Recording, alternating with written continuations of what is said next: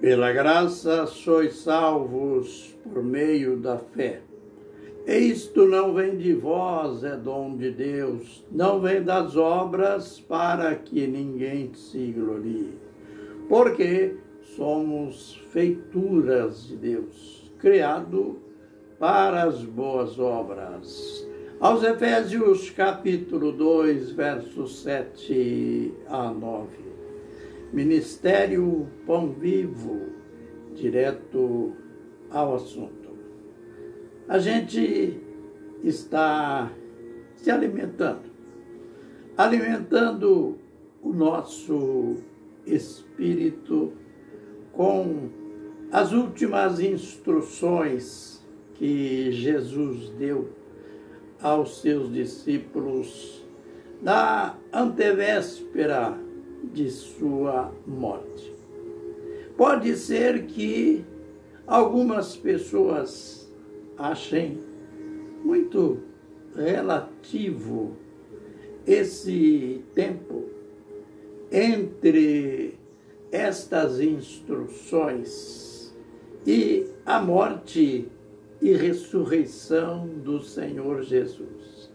Mas nós veremos, ao final de nosso aprendizado, que para Jesus, dentro do propósito de Deus, isto tinha grande importância. E a curiosidade, o desejo, a fome espiritual dos discípulos estava, de uma certa maneira, aguçada. Porque, veja que neste texto, João 14, primeiro veio a pergunta de Tomé. Depois, Filipe também fez a sua pergunta. Jesus, claro, foi respondendo, dando aquelas respostas claras.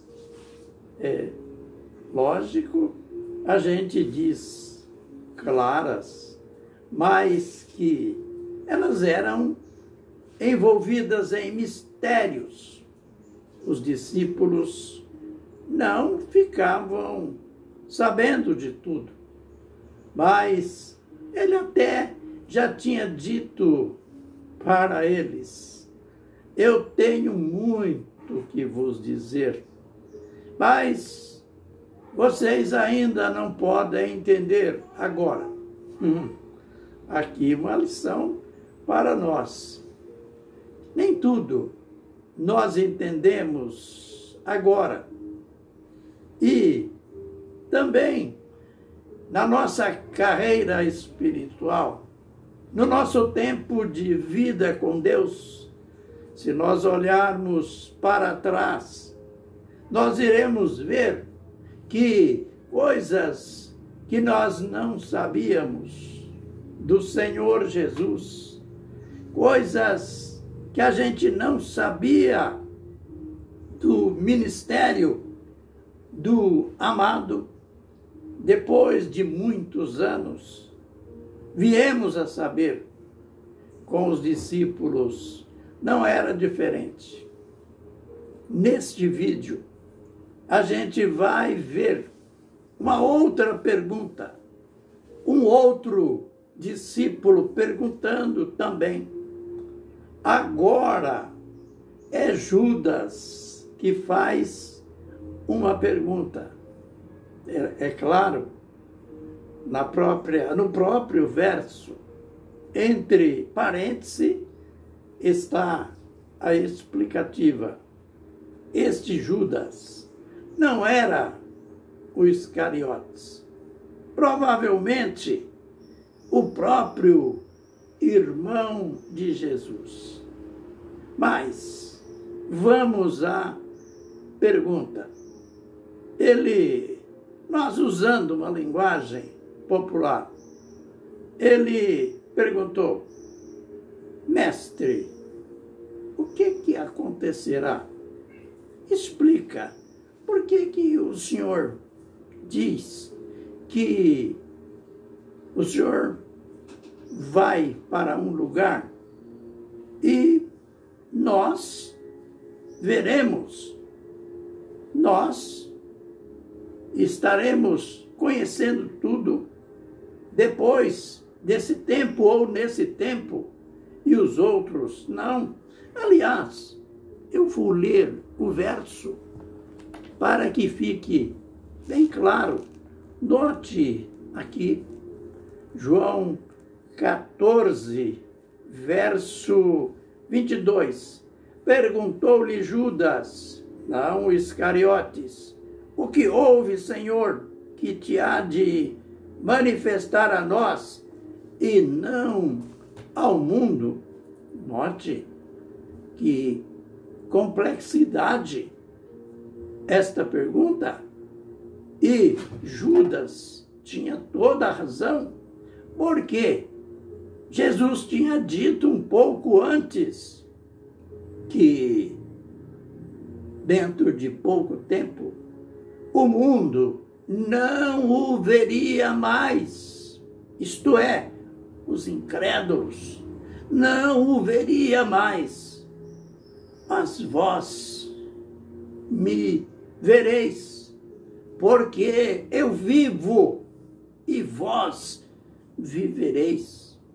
Bem, Judas pensou, como pode isto acontecer se incrédulos, os que não creem, e nós vivemos no mesmo espaço, vivemos no mesmo cosmos, no mesmo mundo? Mestre, nos explica como isto vai acontecer. Na realidade, uma palavra misteriosa, mas, por outro lado, um ônus que os incrédulos pagaram por não crer em Jesus. Os apóstolos tinham convivido com Jesus, estavam convivendo com ele, consequentemente creram nele. Por isso, teriam o privilégio de vê-lo. Nem a morte, note bem que profundidade, nem a morte os impediria de vê-lo novamente, porque eles veriam, como viram o Senhor ressuscitado. Mas os incrédulos não tiveram esta oportunidade. A gente já viu em vídeo anterior. Exemplo aqui em Atos capítulo 1, no verso 14. Vejam a clareza com que Lucas tratou de tudo isto. E entrando, subiram ao cenáculo, onde permaneceram Pedro e João, Tiago e André, Filipe, Tomé, Bartolomeu, Mateus, Tiago, filho de Alfeu, Simão, Zelote e Judas, filho de Tiago. Olha, todos os discípulos. Jesus já tinha ressuscitado, tinha ficado com eles 40 dias, tinha falado do reino, tinha dado mandamentos, inclusive disse para ele: permanecei em Jerusalém, até que do alto sejais revestido de poder. E eles então, sem correria nenhuma, sem ansiedade nenhuma, subiram ao cenáculo, aquele lugar de oração. E note que havia uma unanimidade.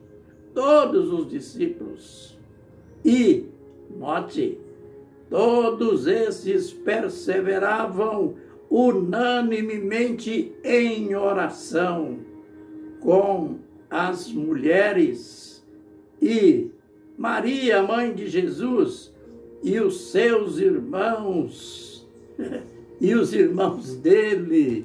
Aleluia! Note, que lindo!